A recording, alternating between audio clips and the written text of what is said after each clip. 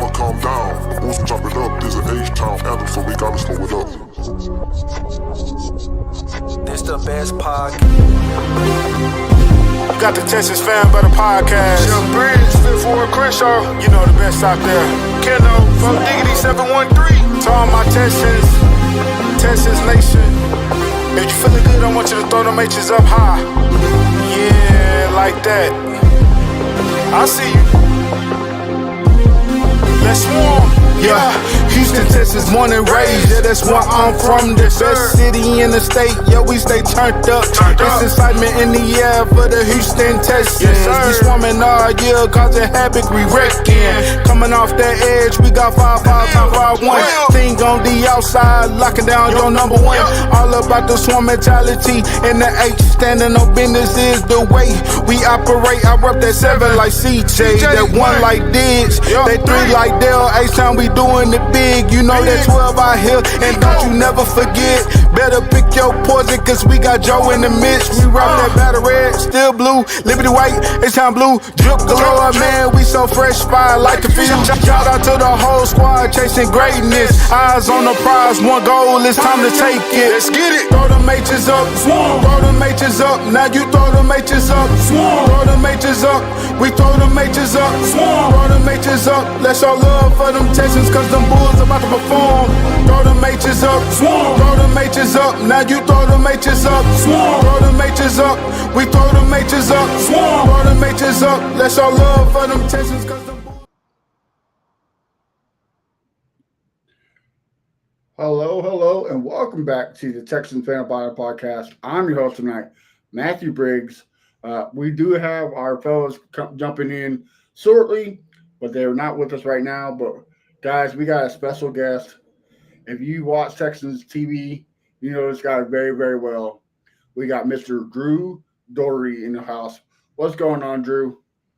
Not much, man. You and I were just talking youth baseball and softball right before we got on. So it's been all like kids sports and end of school year stuff. As you know, end of school year is a pretty hectic time. So it's been good. It's a good time of busy, and OTAs are back. The guys are on the field. So it's a great time to be one alive, step right? closer, right? One step closer. That's right. That's all that matters. Yeah, I have four daughters. I have 3 teenagers and a 7-year-old. So it's been hectic. My oldest ones are finally getting jobs, and the other one doesn't know why they won't play with them. So It's tough. Yeah, it's fun times. I love being a girl's dad, so I'm very blessed.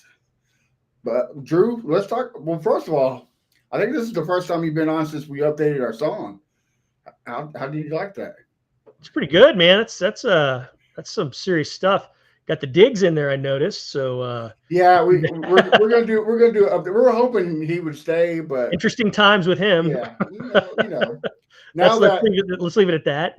Yeah, I like the song. Gone, Short answer. Love the song. Song is awesome. Really, really cool. Really, really cool. Well, our Kenneth is here with us, and he's one actually. Him and Crenshaw actually wrote that and nice and got it produced. So it's a shout out to the Texans. Get us a little hype, But like you said, yeah, we need to update it a little bit. Now that Diggs is out on the boat partying. Well, let's talk about it, Drew. Let's get your thoughts. What do you think? Everybody is shaking little out there right now. The sky is falling. No offensive line. What is your thoughts about the whole situation? You had to change things. CJ Stroud got sacked 52 times last year. Inexcusable. You can't have that happen. You just can't have that happen. So they made changes. They made major changes. Now, you got rid of a guy. You traded a guy in Laramie Tunsil who had done great things here. But, when you get a guy sacked that many times, and it wasn't just him, it was a collective effort, you had to make drastic changes. And the Texans did that in the form of the personnel that's moved in and moved out, in the form of a new offensive line coach and also a new coordinator. They're going to go about things a little bit differently than they have here in the past. So changes had to be made because you've got a defense that is special. You've got a quarterback that we know is special with some weapons, Pro Bowl caliber weapons around him.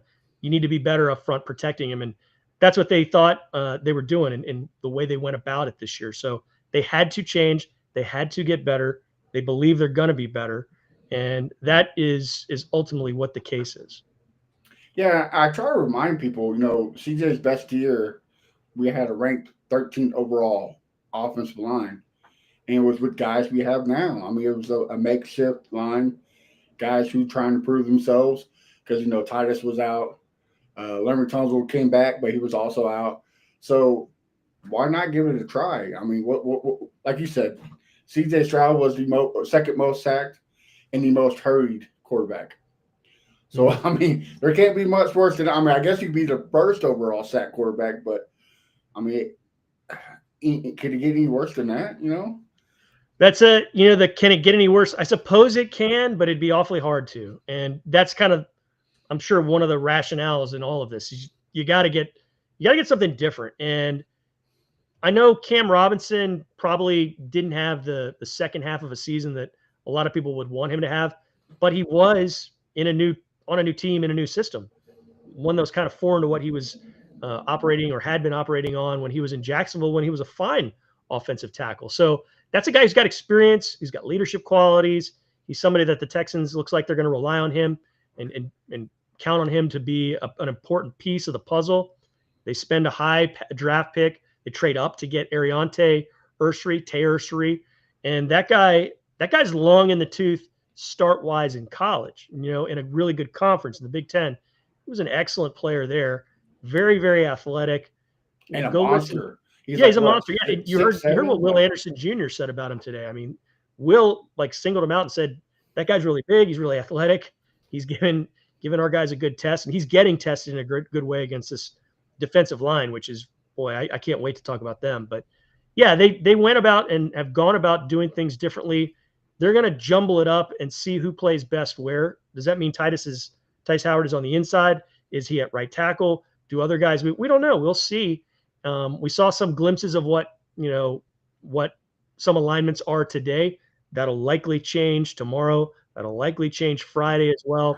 Same can be next week on the 2 days they have it. The week after that with the 2-day minicamp, and then you got a lot of time off, and then you have training camp. But it's going to change. And I think what you saw today, those 5 that were getting, the quote unquote snaps with the ones, probably not going to be that same left to right alignment in week 1. It's going to be a different alignment, and there's some things to change probably. That's what I'm trying to tell people is day one, right? Like, why are we hitting the panic button? It's like I tell Astros fans with Walker and all them. It's like, dude, quit. We haven't even started yet. Quit hitting the panic button. Let us work, especially with the new system, right? With Bobby Slowick, we faced third and more than 8, I think like 173 times. First place, and then second place was like 97. That's a big gap. So with Nick Caley, you kind of got to spend a little time with him. Do you see big things coming from Nick Caley this year? Yeah, and if you're asking me what we're going to see specifically, I'll say ask me again in like late October, because I don't know. I mean, because you're never going to really truly see a whole lot in August either. So you're definitely not going to see a whole lot in May. The guys talked about it today.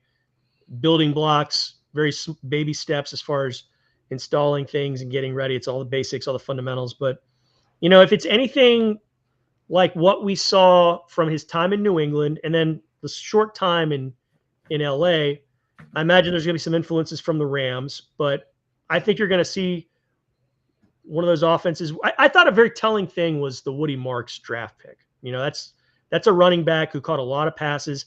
Heck, when he was a sophomore, Mike Leach had him catch 83 passes as a sophomore running back out of the backfield. I did not know that. At Mississippi State. I mean, that's 83 passes is a ton in college for a wide receiver who's a star. This was a running back who caught it, and he was a good running back. But I think moving up to take him, that kind of says, all right, they want to have the running backs catch the ball, or a running back catch the ball and be a weapon out of the backfield. It kind of reminds me of the litany of guys that we saw with the Patriots over the years, Vereen and guys like that. I just think you'll see more of let's take the easy money, whether it's a tight end, whether it's a short route by a wide receiver. You'll see some of that to set up the deep ball that we saw. CJ was excellent at that as a rookie. And he got beat up last year and didn't have the time to do it. But I do think you're going to see a little bit more involvement in short game stuff in this offense. Quick releases, get the ball out ready. Maybe, yeah. How they go about it, I don't know. But I do think you'll see those numbers go up as far as receptions with some of those guys that are tight ends and wide receivers and whatnot. I'm glad you brought up Woody Marks, because I didn't think about it until I kind of somebody told me his game kind of similar as Kevin Falks from the Patriots. A great pass catcher and a big third down running back, and I mean that could be him for us. So hopefully. Think about the infamous Letterman jacket game, and then the one a month later in the playoffs. Okay, they didn't lose because they wore Letterman's jackets. They lost because I guarantee you, Bill Belichick went and looked at the defense and he said, "Okay, they've got a good defensive end in J.J. Watt, got a good corner, Jonathan Joseph. Their secondary is solid with Danielle Manning, Glover Quinn. Oh, Brian Cushing's gone. D'Amico Ryans was traded the year before. They're out there with guys that they had to pick up in November off the street, like Barrett Ruud, and you had Brady James, who was kind of near the end of his career. They just sent the wide receivers and the running backs to those guys and had mismatches, and bang, bang, bang. The Patriots scored a bunch of points. So, they exploited mismatches in a great way. And I think you'll see Caley try to exploit mismatches in the same manner with the Texans. And now he's got new weapons alongside Collins and Kirk, and the two rookies from Iowa State. So he's got a lot. And then Justin Watson is somebody to keep your eyes on. He did some nice things with the Chiefs. Chiefs fans love him. Heck, the Chiefs social account tweeted like a hearty goodbye to him. We'll miss you. You don't always see that about players who are not starters, who are not frontline guys, but they did it with him. I mean, that's kind of something to store in the back of your mind. That guy can make plays and do some good things. So I think finding those mismatches is going to be one of the keys for Caley. Right, and all about adjusting to the game, and that's what Bill Belichick was amazing at. And even McVay, right? They're known for their mid-game adjustments. So hopefully he learned a thing or two. I'm glad you brought up the weapons. Now we traded our first-round pick, which a lot of fans were upset about. I loved it to get some more picks in the second round, and we went and got Higgins and Noel. Did that surprise you when we drafted both Iowa State receivers? Mildly, but when you look at their skill sets and you kind of think about it, it makes sense. One's a really big-bodied playmaker who's fast, and then the other one is really shifty, can kind of do some stuff on the inside. So yeah, that makes sense. I mean, they're nice complements to what you have here already. It is kind of funny, all the Jadens that are on this team now. I think it was just one of life's little coincidences, and that it turned out that they're both from Iowa State. Made me think of the great J.J. Moses, who was ripping. Check him out if you don't on Instagram. He's been posting stories lately of some of his highlights in college when he was playing with Sage Rosenfels for the Cyclones. They had a pretty good team back then. But made me think of him.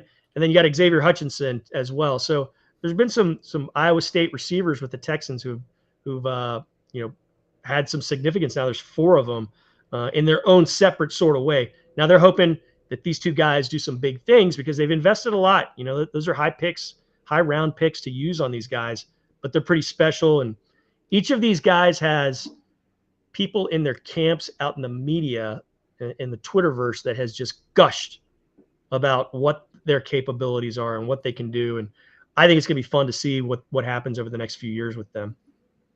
Yeah, and like I've been telling the fellas here last couple of weeks, or since the draft, honestly, it seemed like this draft was Nick Casario's playing B, C, D, E, F, G. Because let's face it, both years in the playoffs, we lost games because of injuries.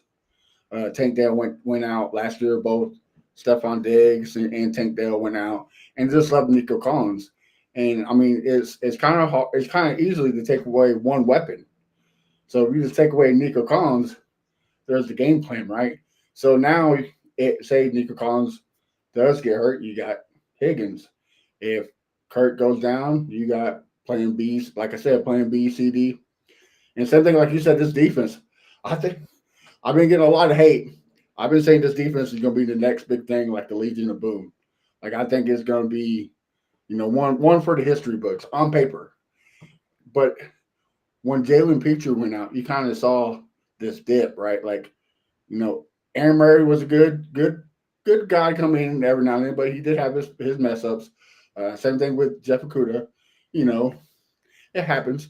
But you kind of saw that dip. Now that you go get a guy like Jalen Smith, he plays just like Jalen Petrie. So you can, to me, it seemed like a mastermind draft that many people slept on. Do you kind of see the same thing? It's intriguing. It's tantalizing. I can't wait to see what it does. I mean, you talk about it, they could be a legion of boom, and that possibility is certainly there. They got to cut down the big plays because, I mean, look at what they did. You take Lamar Jackson and the Ravens out of the mix.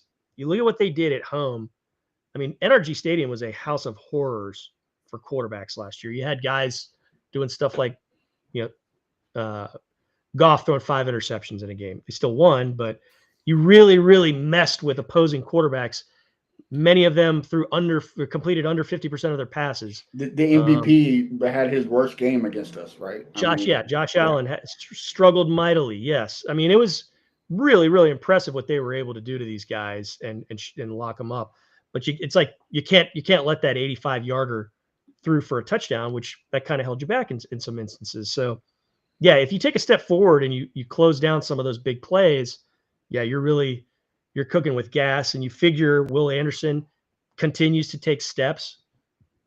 Look out, because I mean he was special as a rookie, even better last year. So what's next in year 3? I mean, he was talking today to the media and talking about how much he's grown and how he's kind of one of the guys that is like a mentor to some of the young guys coming in, which just seems weird because it seems like I blinked my eyes and I was standing in between him and CJ Stroud in Kansas City, interviewing those two right after they'd been picked, in the first round. So yeah, there's lots of exciting stuff on this defense for sure for 2025 and beyond.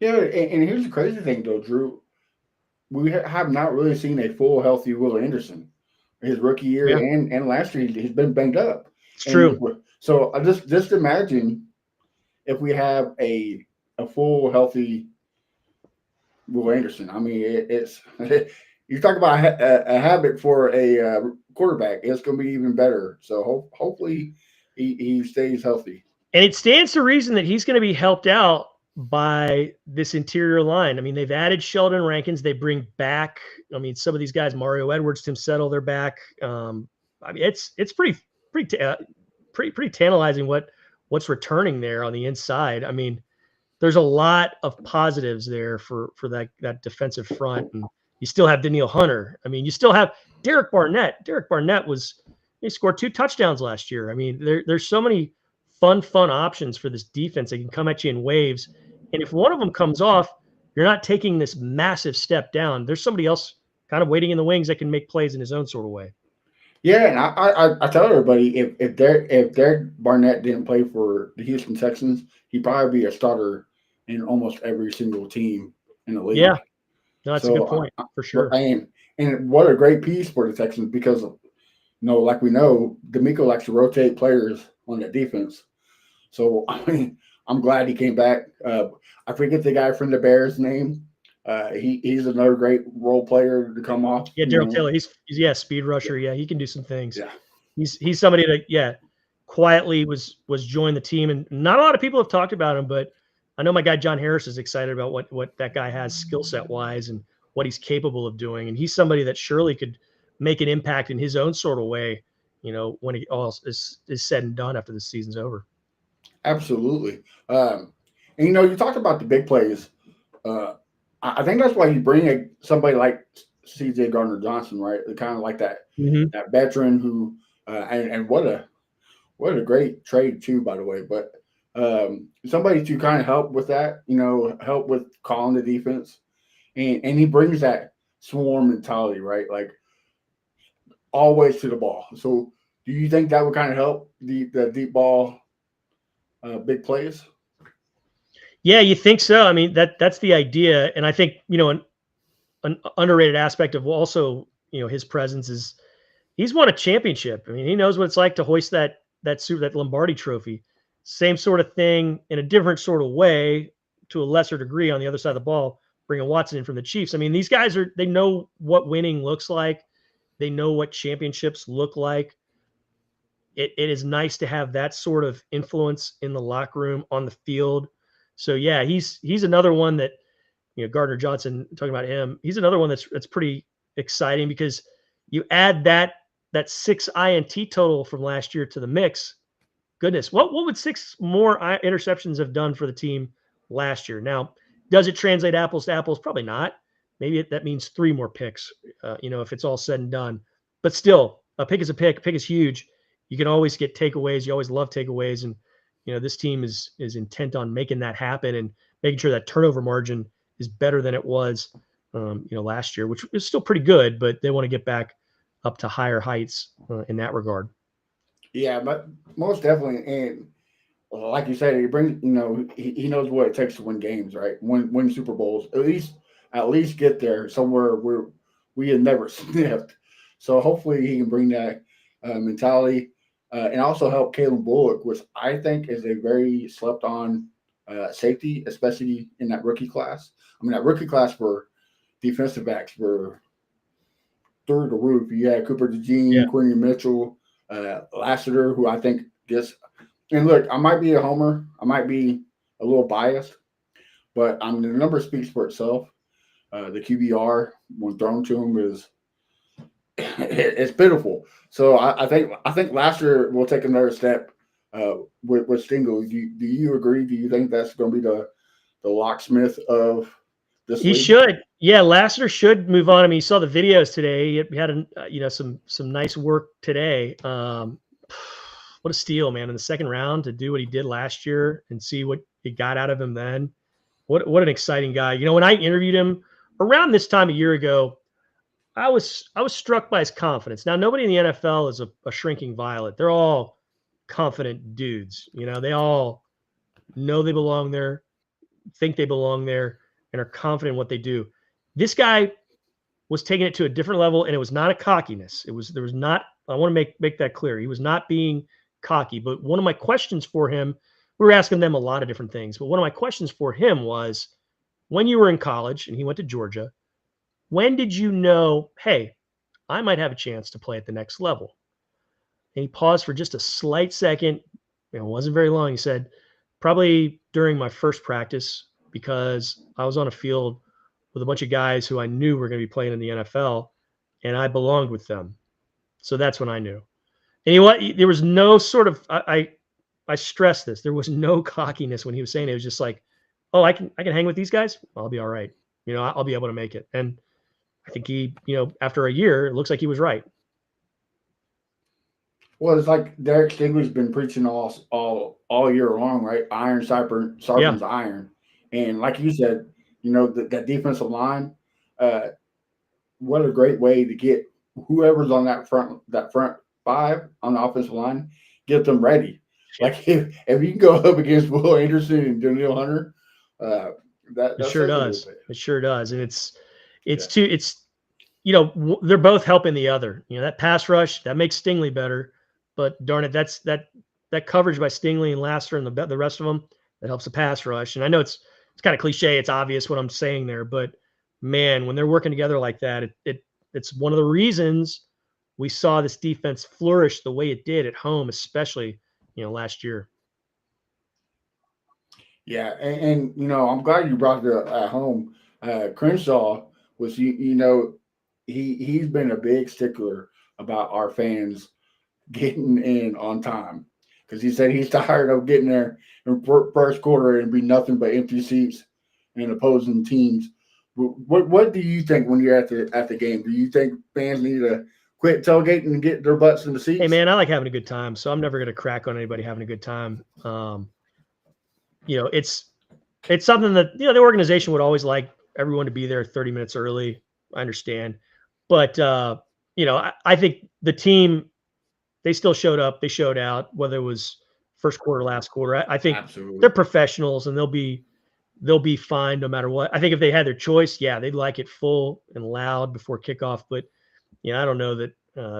I don't think they'd ever point to that as being a reason things weren't going their way. So Right. Yeah. I'll say this though: nobody Absolutely. tailgates I mean, like the Texans fans. I was about I to say the spent same first, thing. Have you ever been to yeah, a I mean, Houston I spent the tailgate? first decade of It's my time with the Texans. You know, before every game, I'd go out in the lots for like an hour, and we'd basically interview 2 or 3 different tailgates. And I mean, every single one of them was cooking something different and exotic. You had, I mean, heck, in your intro video, we got you guys taking shots off of a ski. I mean, I saw at least 3 different tailgates that had that.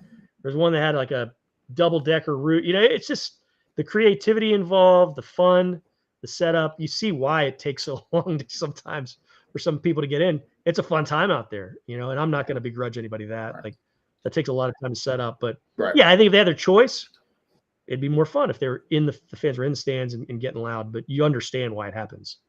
And the Texans are trying to make Oh it. yeah, You know, absolutely. they have the smoke bombs and the horns and everything, reminding people. I know I've voiced things over the years for them, saying, "Hey, you have 45 minutes to kick off. Please head and you know."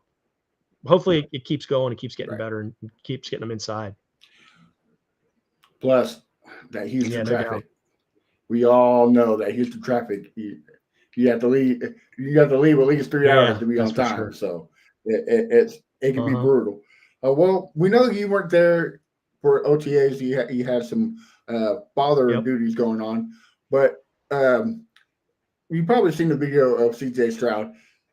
He's looking like he's in football shape this year. What's your thoughts on that? He looks like he's been hitting the gym. Yeah, I mean, all those guys have. I've seen them around the building. You know, much of this offseason. Most of these guys, much of this offseason. You know, you'll walk in the service level, running an errand or something. Oh, there's this frontline guy. There's this frontline. I mean, it's a common occurrence. Whereas in the years past, it might not have always been that way. It seems like there are more of them, the frontline guys there this offseason. But man, I have no doubt that guy is going to be ready to ball out this year. Have another really. He had a good year last year. I bet it's better this year, and I bet it's closer to what we saw his rookie year numbers wise. I think he's ready to take a next step. I think the protection in front of him will be better. I think he's going to be better. I can't wait to see what he does. You know, we heard D'Amico Ryan's talking about everybody's on their own sort of schedule and pitch count. And, you know, I'm not worried at all about CJ Stroud and where his path is leading him. I think it's all only greatness. Well, he'll never be, 6'7" and 400 pounds like your Yeah. son made him. 6'9", Madden, 6'9", 400 pounds. 6'9". That's Yeah. right, 6'9". Yeah, he still has that 99 Oh yeah, overall. yeah. I think it's like CJ 199. Stroud. Yeah. You know, the way they jiggle things. Yeah, they got that. They also have JJ Watt with a lightsaber on what's the one where you can, it's like the game where you're like running around. Fortnite. Yeah. So it's all sorts of goofiness with my boys in the video games. So yeah. Always keeps you fun, right? Well, a lot of fans are upset because he wasn't throwing. Like I've been telling people, calm down. It's not even June yet. Like, chillax. What's your take? What would you tell fans if D'Amico Ryan's thinks everything's okay and he's cool with it, then I am too. He said, you know, everyone's got their own schedule that they're on. Everything's fine. So yeah, that's kind of the way I view it as well. I'm not worried. If he's not worried, I'm not worried. Yeah, I think he was talking about the offensive line. He had a quote on there, and I love it, where he says, "We're not making no decisions when they only have a T-shirt and a head pad on there." Like chill. I love Texas fans because they give us opportunities like this. But man, when you get on Twitter and you're like, guys, what are we doing? I get it, you're passing. I get it that you love all this stuff, but calm down a little bit. That's why other teams make fun of us, because this reason right here. Yeah, they're all it's a passion. It's fine. It's understandable. They care about people. No, yeah, I get it, but sometimes I'm just like, let's delete the Twitter app from your phone, please. It'll make it a lot better. Keno, thank you for showing up, brother. Do you have any questions for Drew? I guess I can ask a good question. Who stood out to you the most today in OTAs? I know it's just OTAs, just kind of, people trying to figure some things out and stuff like that and just going over the plays a little bit. But who stood out to you the most today? Well, full disclosure, I wasn't there this morning. I had a family thing that was going on, but I looked at the videos. I heard a lot of stuff. I talked to some folks. Lassiter, Kamar Lassiter looked really good. He was somebody that stood out to some of the folks that I trust the most. I mean, lots of long limbs, getting in the way of things, and his was one of them. So he was somebody that, and we were just talking about a little bit about it a moment ago.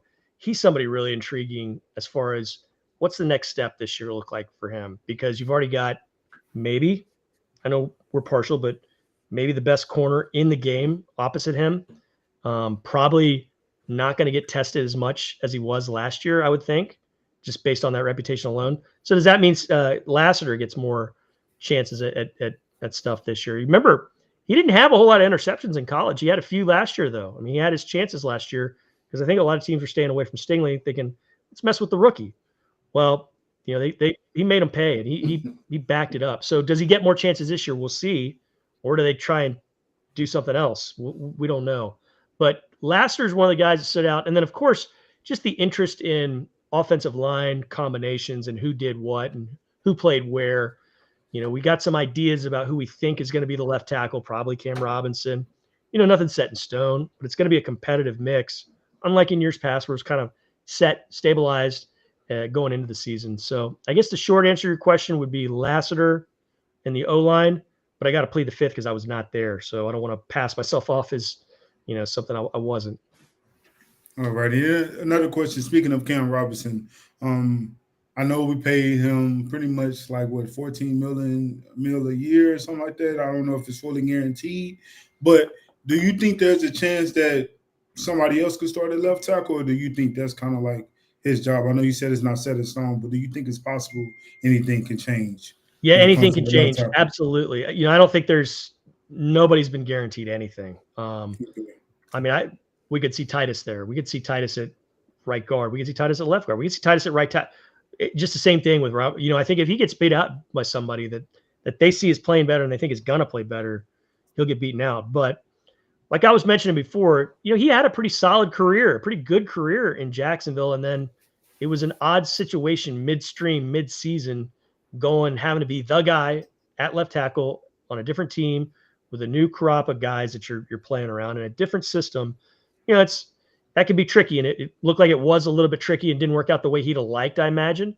But I think getting a reset here with this staff and with the system, I think good things are expected. Well, a lot of people felt were like too is, he had a pretty epic fail at the beginning of his start at Minnesota, but that at the end of Minnesota, he played pretty good. So I think he only let up one sack after the halfway mark. So as long as he's there and getting the reps, maybe it's something that he needs. Maybe it's something that okay, I get it. Hopefully that's the case. Right? Yeah, for sure. Well, and the thing me and Kendall has been preaching, it seems like, especially on this offensive line, but just the whole team, you're gonna win competition. Competition at every battle. If you're the best, you got that spot. Is that how it seems? Yeah, Cole Popovich, he was an assistant, and I know holds, as does Nick Caley. They hold Dante Scarnecchia, the famous offensive line coach from the Patriots, for all those years, decades. They hold him in super, super high regard. And if you know anything about the Patriots, they didn't guarantee anything. Tom Brady, his spot was almost guaranteed, but even Belichick would screw with him sometimes. But they're gonna force competition. They think it's gonna raise all tides, or the tide will raise all boats, whatever that metaphor is. They want these guys competing. They want these guys getting after it in practice, in training camp, in OTAs. So I think having that level of competition just sharpens things up. And I don't want to overuse the iron sharpens iron, but making sure that every day you're fighting for your job, fight for your life. That factors into making you just a little bit better, I think. And I think that's going to factor into making this offensive line as a whole better. And if that's the case, this offense will take off. Yeah, right. We've seen what CJ can do with a decent offensive line and a capable offensive scheme. So if you give him two good ones, who knows? Last year, I kind of bit my tongue and I said he's going to be MVP last year. Didn't fall short, but I still stand I mean, it by was it. understandable to say that. That's Weapons an and understandable time. proclamation based on what he did as a rookie. I mean, that like it was historical, and the thinking was, well, now he's got these two. What this guy Nico Collins, he's got a guy in Diggs. Dell is going to take the next step. We saw great things from Schultz. Oh, you've added in a running back. Man, he's gonna. Yeah, it makes sense. I don't think it was. You weren't saying Pluto should be another planet or something. I mean, it was an absolute. Right. It was a logical next step. Lofty, yes, but not horribly off. I mean, not a outlandish thing to say. Yeah. And I'm kind of glad, a lot of the NFL, professionals, analysts, kind of don't have CJ Stroud top 10. They're kind of sleeping on him because to me that fires him up, right? Like everybody said that he shouldn't have been the second round pick, that the Texans were a horrible spot, that the Panthers were the best team to be, the Panthers were in a good spot, the Texans was in the bad spot. CJ Stroud can't take a test, and then the Browns was going to walk all over us. And then even against the last year against the Chargers, what was that dumb coach's name? Rex. Yeah. Rex Ryan. Yeah. Yeah. So to me, I like it because it gives him that fire. And as we can tell, it looks like he's been in the gym working. So hopefully it comes back this season. That's the hope. Fire. That's the hope. That's where the belief is. I think big things are coming from him for sure. Ken, we got any more questions? One more question. I know the fans definitely excited to see or know. It's not a for sure thing right now, but do you know who was out there for the ones when it came to the receiver position? I know Nico and Kirk were probably out there starting. Was Jaden starting as well with them, or was they just kind of like doing a two-set receiver?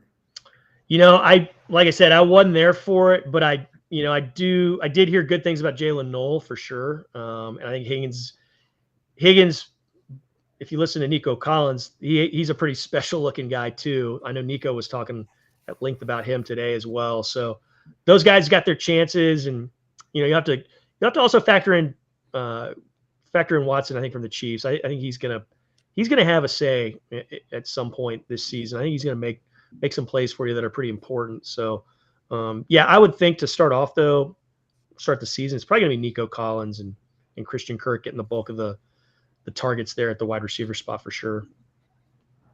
Okay. All right. Well, I want to kind of take a turn off from the Texans and focus on the man, the myth, the legend, Drew himself.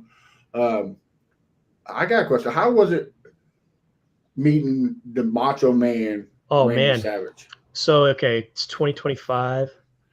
So 24 years ago, I'm in my first year out of school, working my first TV job, and I was in charge of booking guests for a sports talk show. It was basically like a radio sports talk show, but it was on TV. And I mean, mainly it was a show that was shot in Dallas, but it was shown statewide.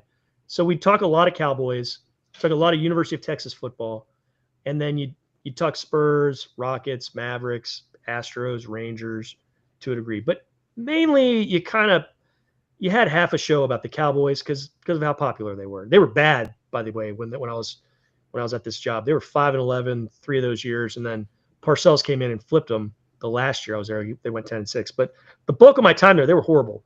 So in the spring, I got on a hot streak because Bob Knight had just been named head coach at Texas Tech, and I booked him for a Thursday night show. Wow. And then Randy Macho Man Savage was coming through town with Slim Jim, and it was basically what they called a freak show. So you had people like eating fire and doing piercings through their eyebrows and through their all sorts of goofy stuff.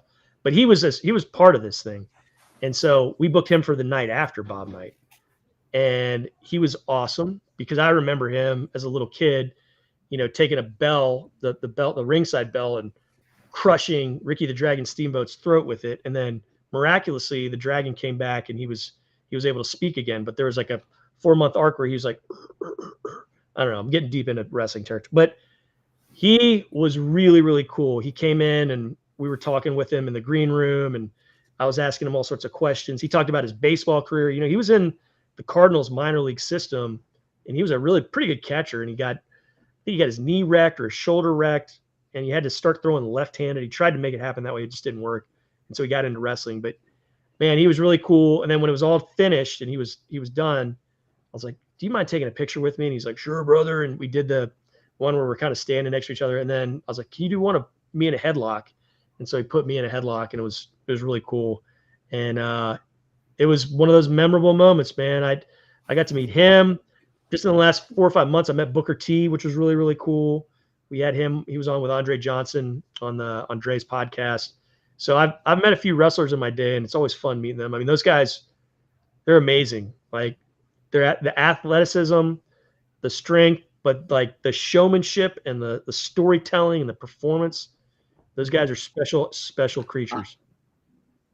I'm okay, a wrestling cool. fan myself, so I completely agree with you. Me and Pat are big. He's not here, but we're big wrestling fans.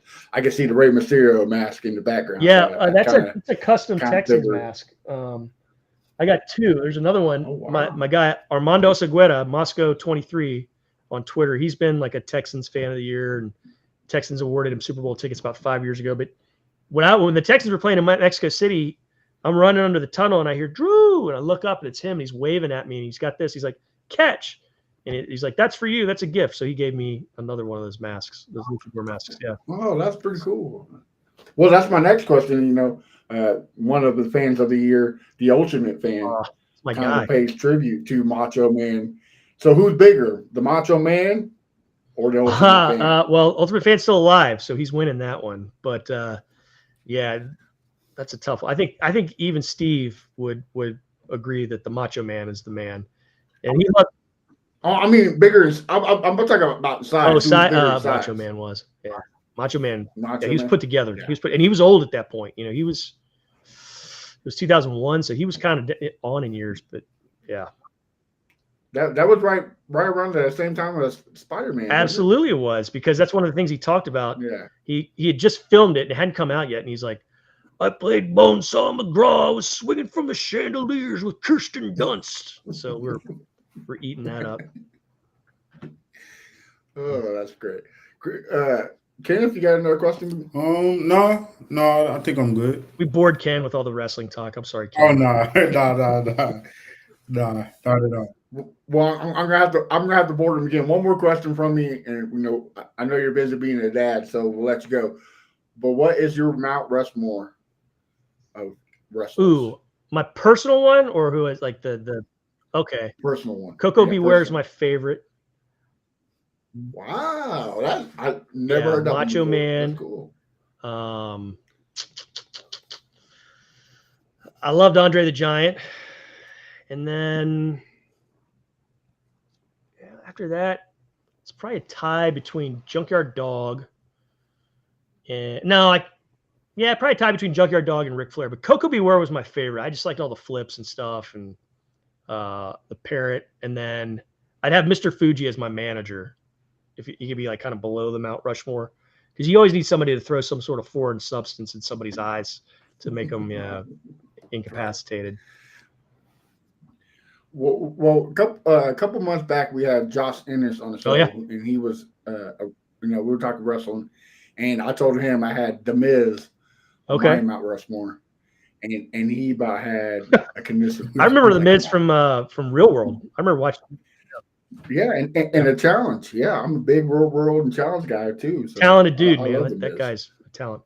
But I can understand why Josh would get mad about that. I can understand. I wouldn't put The Miz up that high. The greatest heel of all time. I'm just going to say it. The greatest heel of all time. And he's, he's the only 2-time, all champion Grand Slam. So you got to put a little bit of respect on The Miz's name. And plus, if he can bag a wife like the Maurice, I mean, that's all I got to be said. He got some talent. One more question, and then I'll definitely let you go. If you could tell anybody, all the fans, of the other 31 teams in the NFL, something they need to know about Houston? Man, that's a great question. It's a variation of a question that we're always thinking about with the Texans as far as like who is this city? What is this? And that's kind of the beauty of this city is it's this big blob of ideas and places and things. Like you can't say it's a country town. You can't say it's just a medical town or just an oil and gas town or just there's so many things in this place. I mean, that's like asking what's the best place to eat in town? I mean, I think that three of us combined would probably give up 428 different ideas. I mean, what are you trying to eat? Well, what type of Mexican food are you trying to eat? Mhm. Oh, what do you want? Seafood with the Mexican? It's like it's so hard to tell you. But I think the food is what I would start with. It's the food town is unmatched. The stuff you want to get. I think it's a very slept on food town. I Totally. I mean, you can eat like a king 365 days a year, 4 different meals a day. And I know that's not like a very specific answer, but I think just come here if you want to eat well, because people ask me, where should I go in Houston? It's like, okay, well, like, let me give you That's one a of low those lists question. that just keeps going and going and going and going and going. Right.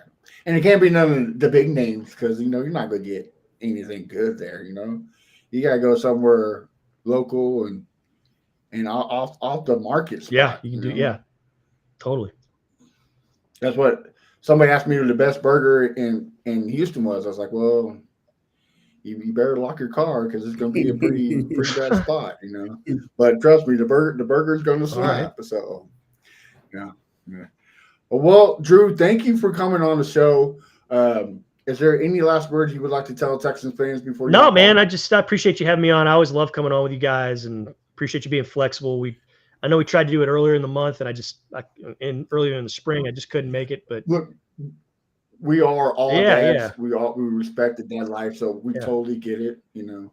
And plus you're taking time off your busy schedule to hang out with us knuckleheads, so we greatly appreciate it.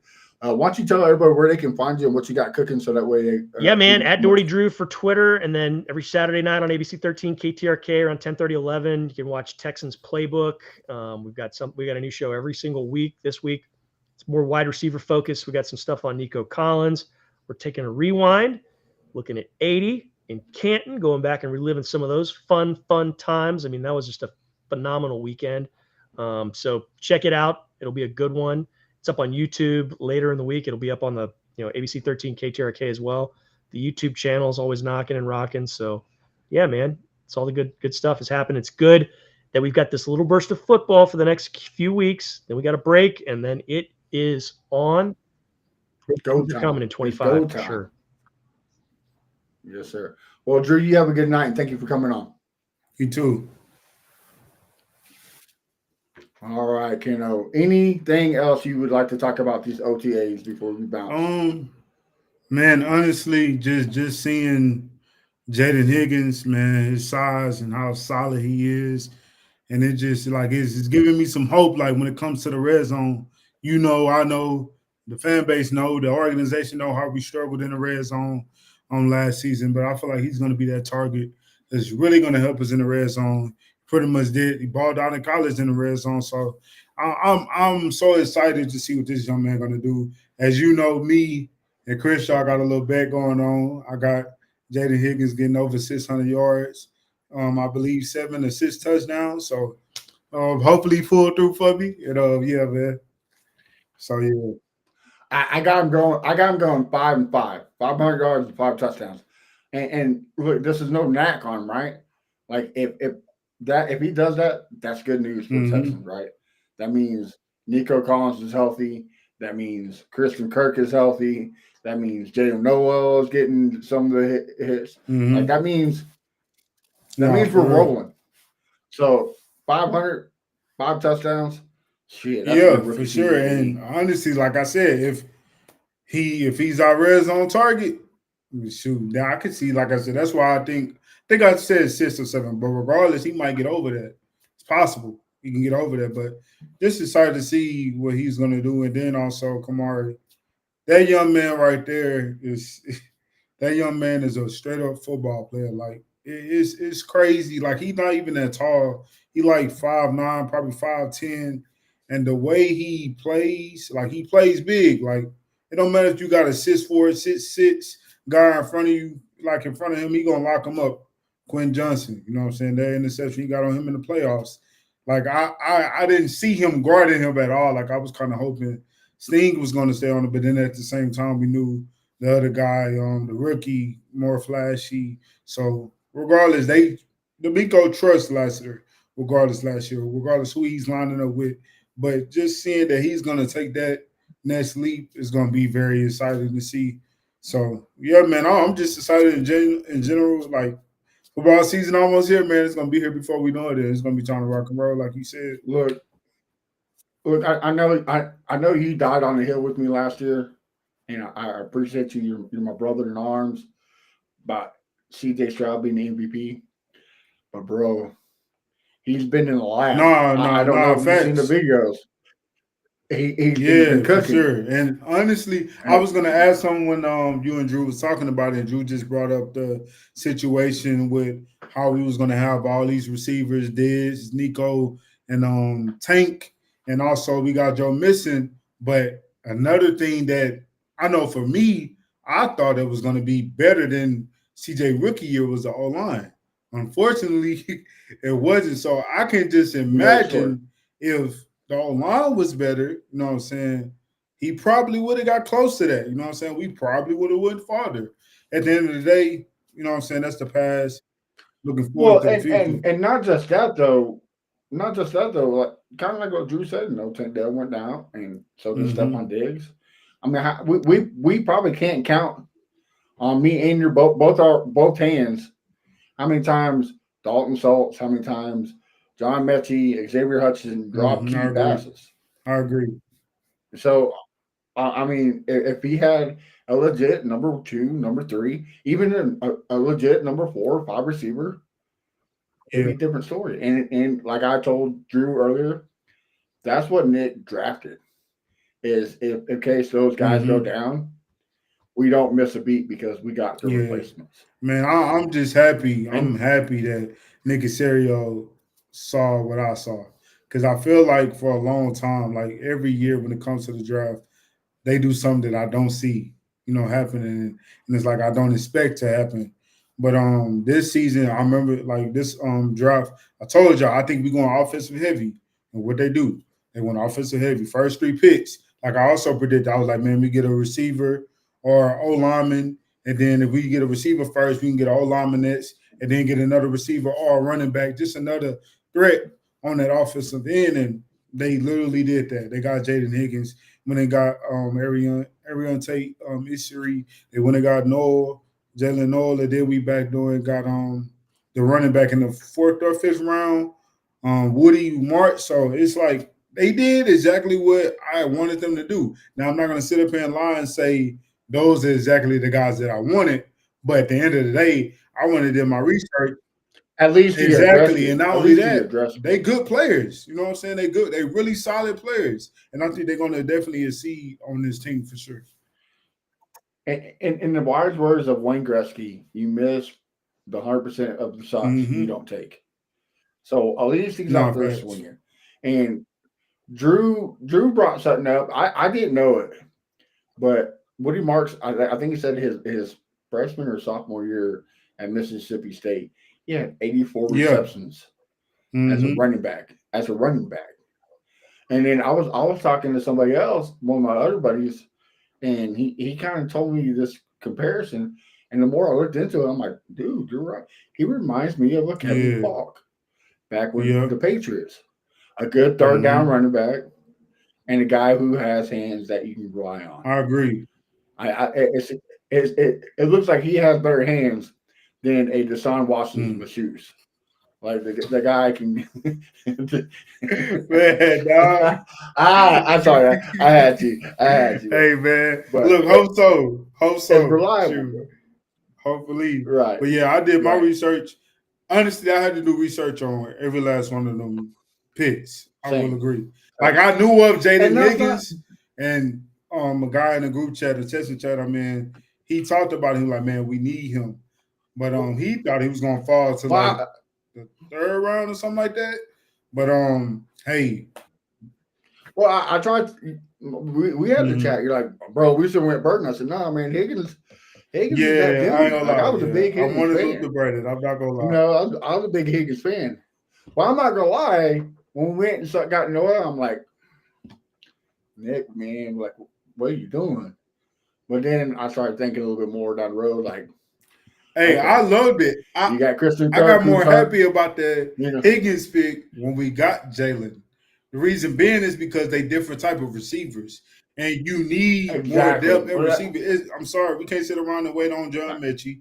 Hutchinson, he cool, but I think he's going to make the team over John Mechie, I will say. And but we lost a couple of guys. Robert Woods, Diggs, Tank gonna be out for the year. So you know what I'm saying. We lost a couple of people, and I just feel like that was smart. The fact that happened, how it happened, was perfect. Like I said, it made me more happy because they different type of players. Yeah, because a lot of people didn't. A lot of people had him going. Yeah, I saw that. Second, I saw that. Late first. I saw that. So it was a snag, and like I knew he was going to be a good receiver, but I just had to take a step back. I'm like, okay, I see what you. Christian Kirk has injury problems.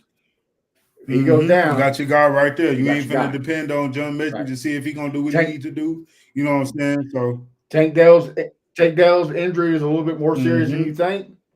You got your replacement. Like, you know, Nick, dude, people are saying Nick Casario. Yeah, you know me, man. I've been, you know what I'm saying. But at the same time, I think he's cooking.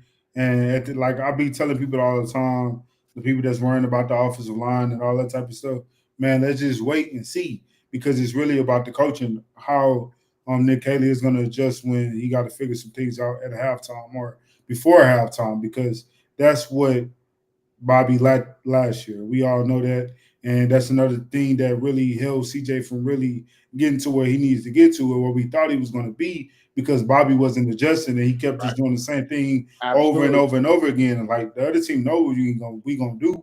And our offensive line not that good for us to keep doing stuff and thinking that they're not going to stop it. You know what I mean? Like, it's a difference when you're a team like the Chiefs, or I'm not even going to say the Chiefs because they obviously got stopped by the Eagles. But you can go back to take the Patriots days. You can say the Chiefs, like the domination. Well, you can say the Chiefs because even though the Chiefs lost the Super Bowl, they've been there for sure 6 times. But I'm just talking about even when you can even say the Chiefs. I can say them. Yeah, I feel what you're saying, and so like I was with Honcho, right, about Bobby Slowick. I was like, you kind of have to bring him back because he just look what he did. Got you the AFC South championship, got you the division round. I mean, it was a good game, but then against the Chiefs, he lined up Dalton Schultz against George Karlaftis, not once, not twice, but 3 times in a row. In a row. And guess what? Guess what happened all 3 times? He got sacked. Man, you know, I was done with Bobby. I think midway. No, after that Packers game, I was done with Bobby then. And I kept telling y'all I was hoping. Well, I'll tell you what, man. Crenshaw had like a crystal ball because he was done with him a little bit earlier than me, for sure. Year 1. He's like, we don't need to bring back. Like, I think during the season he kept saying like he didn't even think we was gonna be able to do what we did against the Browns. And of course, he gave the defense more credit for that Browns game in the playoffs. But he did. He most definitely did. But let Crenshaw tell it. He got blessed by the defense. Yeah. But at the end of the day, like as far as Bobby, I believe he upgraded, and I think that's going to be a key factor. That's why I feel like fans need to relax, chill out, and let's just see what happens. Let's see who's going to be the best 5 on the front, and that's really going to be the key when it comes to this offense, because the weapon is there. Whether people want to agree or not, the weapons are there. No, we don't have Stephon Diggs. The recipe is there. The recipe. Now, if they can mix it all together and throw it in the oven correctly, we'll see. You know what I mean? You just gotta hope on Chef D'Amico and Chef Nick and see what they got cooking. You know what I mean? And that's why I was talking with Drew.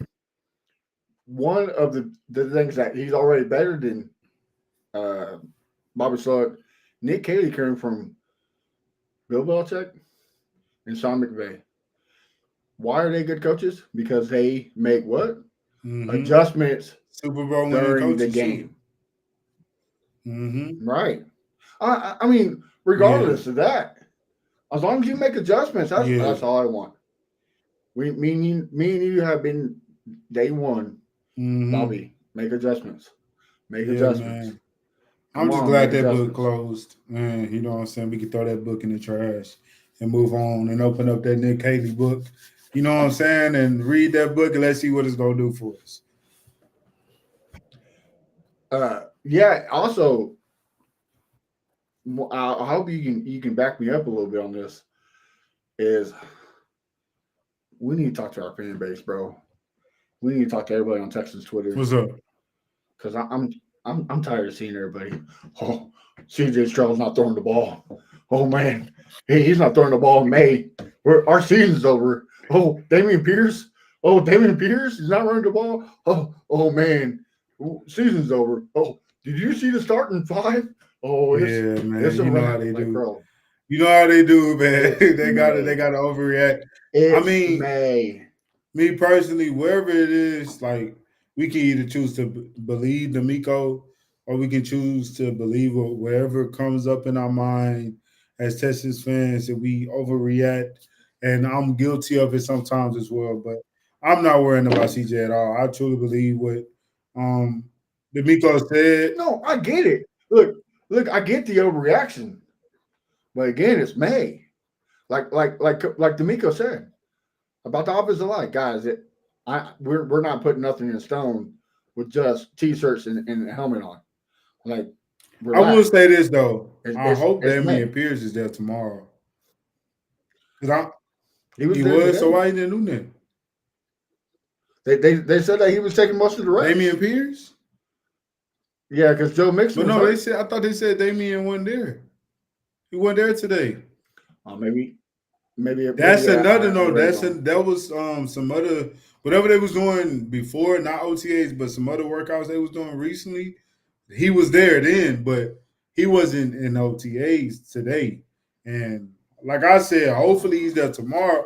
But like guys like him, Brevin Jordan, I don't know what's going on with Brevin Jordan, if he's 100% yet or 80, whatever the case may be. I know he did post a video of him running routes and stuff like that. So who knows what's going on with him? And another guy, I forgot who else was in there. Christian Harris. The most important out of all there, though, is like, of course, fans going like, all right, something's going on with Christian Harris.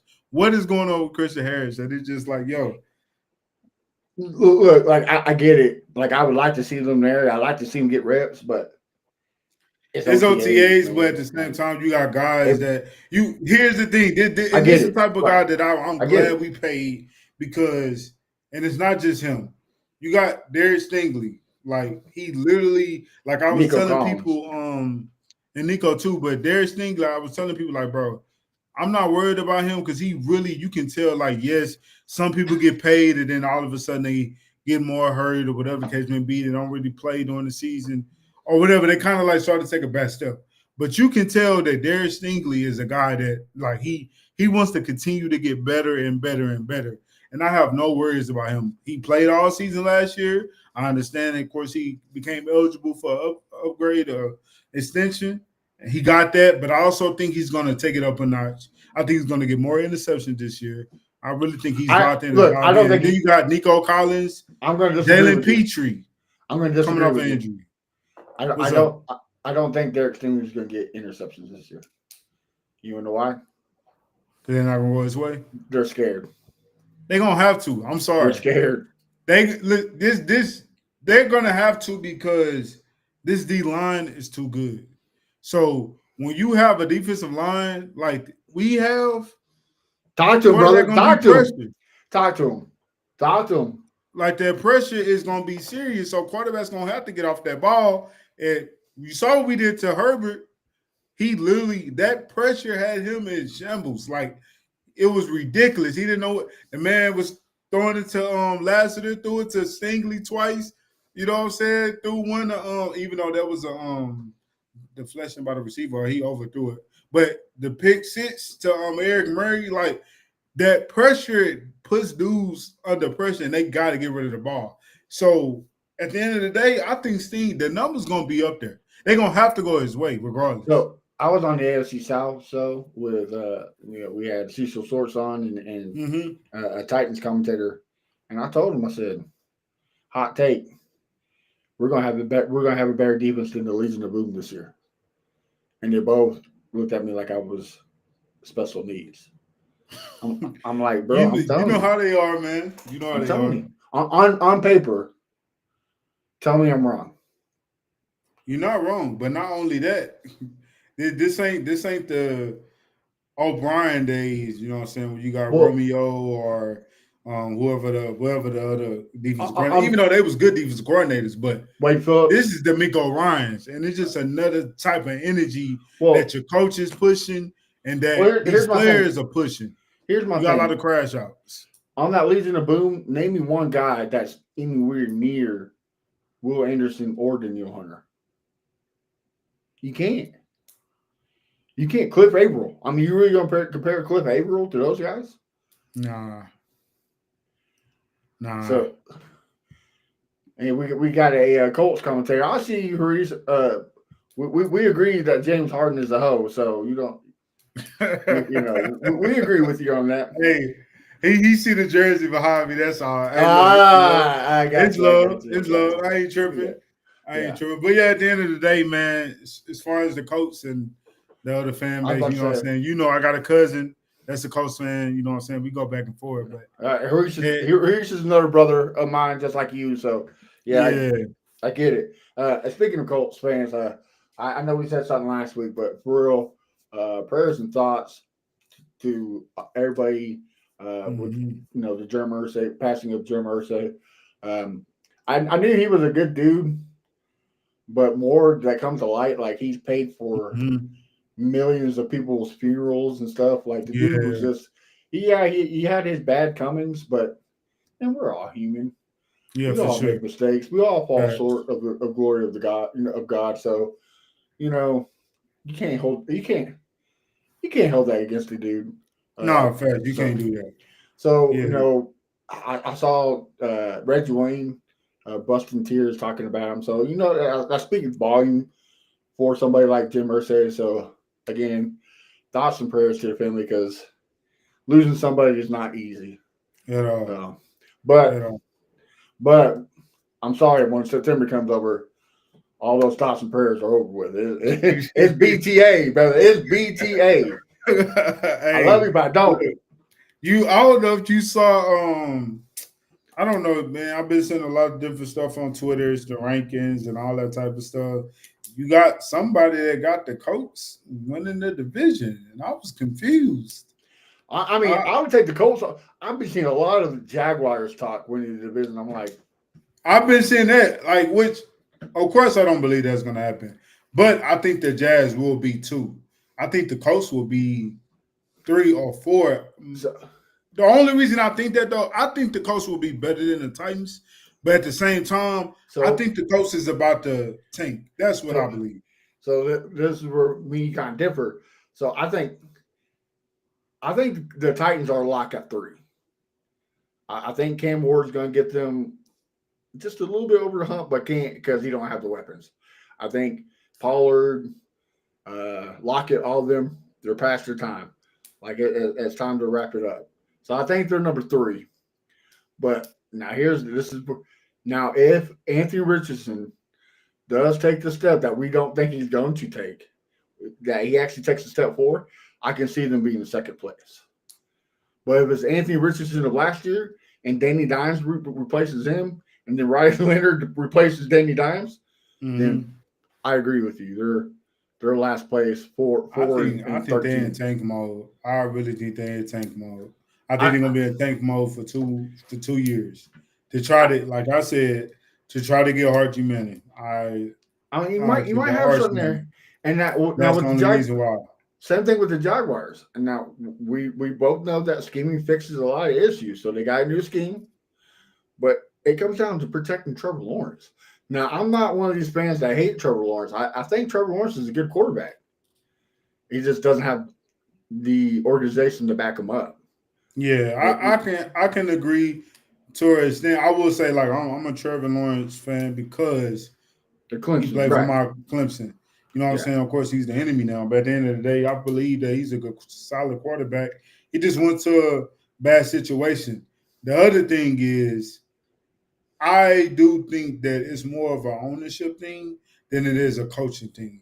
Right. Because you had Well, Doug Peterson, and he's one of Urban the greatest Meyer. coaches, greatest minds. Now, Myers is one thing because he was out for a little bit after he left Ohio State, and then he came to the NFL. So I kind of get that situation. But I feel like Doug Peterson was going to be the one for them. But it just Well, seems like they can never get things really going. You know what I mean? because Doug Peterson didn't follow the footsteps of D'Amico Ryan. D'Amico Ryan saw a bad OC affecting his quarterback and got rid of him. Mhm. Bryce Taylor is a bad OC affecting his Yeah. quarterback Yeah. and never got rid of him. He died, which we thought was going to happen with D'Amico.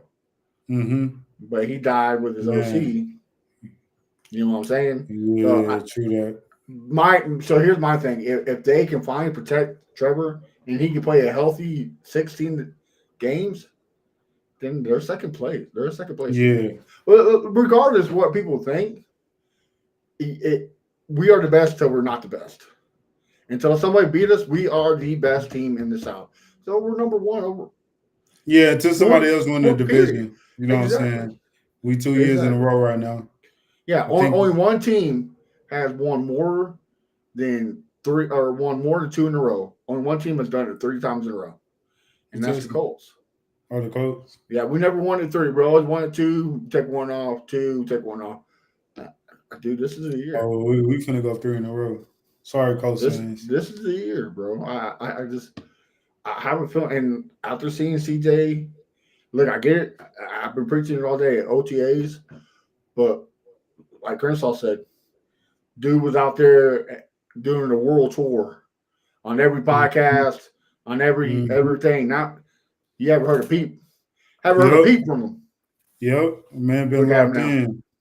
Yeah, man, been locked in. You know, I saw it firsthand for myself. Just witness him with his Bible in his hand. You know what I'm saying? I ain't going to expose where, but at the end of the day, the young man definitely been locked in his offseason. Not only that, he got bigger. You know what I'm saying? And I know Crenshaw talked about that in the group chat about him getting more size on him because he's going to have to run more, you know what I'm saying, be ready to put the shoulder down and go. And a lot of people, like, unless you done stood next to CJ, you won't really know. But he got good size on as far as height. He like 6'3". You know what I'm saying? Probably almost 6'4", but he like 6'3", and he's solid. Like, he done gained more muscle, you know what I'm saying, this offseason. So at the end of the day, so that's gonna work well. Like me, you were talking the other day. Get some weight on him. Let's do the tush push. Mm-hmm. If you do it, I don't know about that. Well, he's a tough cookie, so I probably wouldn't. I wouldn't be mad at it. You know what I'm saying? At the end of the day, this is what I don't agree when it comes to the tush push, and what I don't understand, which I get it in a way, but I kind of don't understand when it comes to the Eagles because you have Saquon Barkley. First of all, you probably have the running back that squat the most in the league, and you also do have the quarterback that squat the most in the league as far as out of their positions. Like, I will agree to that. But when it comes to Joe Mixon, there's no need for us to be doing no tush push. Right. You know what I mean? Like that's how I see it. Like, I get it. That's what the Eagles do. I understand Jalen squat over 600 pounds, strong guy, but man, you got Saquon Barkley. So why put your quarterback in that position, you know what I'm saying, harm's way, when you got a guy that can, you know what I'm saying? Joe Mixon was, I think, I don't know if it was the highest, but you know what I'm saying, as far as being touched in the backfield before he can even get past the line of scrimmage, he was one of the highest in the league, but he still made waves, you know what I'm saying? Still got yards, got over 1,000 last year. I think this year will be better due to the O-line hopefully being better. So 50%, 50.8% of all his carries he was hitting behind the line. Exactly. 50.8%. That's crazy. That's crazy. Just imagine, like, this man got to 1,000. So just imagine, missing what? Like I said in the group chat, imagine this O-line being better for CJ and Joe Mixon. Like it's And only going to get better. he missed what, 6 games? 5. So, I think it was 5. Was it 5? Still, regardless. Yeah, bro, close. Yeah. Yeah. Just imagine he played every single game. Yeah, he would have like 1,300 yards. You know what I mean? Exactly. So, I think this year going to be better for sure. absolutely. I'm hoping, but I also believe it. Well, this is the worst part of the show, man, because it's the end. As our wise friend Crenshaw told us, why don't you tell everybody where they can find you on social media, what you got cooking? That way we can always support you, my brother. Y'all can follow me on Twitter and YouTube at HairCanOut. Also TikTok at HairCanOut, man. I'm been posting some videos, doing a little boxing commentating right now and stuff like that. And also talking about the NFL as well. Y'all can go check that out. I'm talking to a Ravens fan. Y'all know I got to be a little humble when I'm talking to a Ravens fan because we know the Ravens fans got us number, like the organization got us number at this point. And just like, I don't know when we will get to that point where we can get past them. But at the end of the day, y'all go check out my stuff, man, on YouTube, TikTok, and also Twitter. And continue to support the Texans Fan Brother Podcast. Support our brothers. I know Matt gonna already tell y'all, but continue to support us, man. We only going up, and there's going to be some exciting times coming, man, because football is almost here, man. So y'all stay tuned. Yeah, we are going up. It's not a Tuesday, but it's a Wednesday. But make sure you check out our brother Crenshaw at Pittsburgh Crenshaw, Patterpool at Texans TV, and our good boy Johnny Honcho at H-Town Honcho 713. And of course, you can find me at A1 Day One Texans. We're going to be dropping some articles here soon, so make sure you check that out.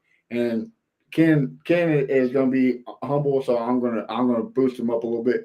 Man, y'all keep jamming out the songs for him.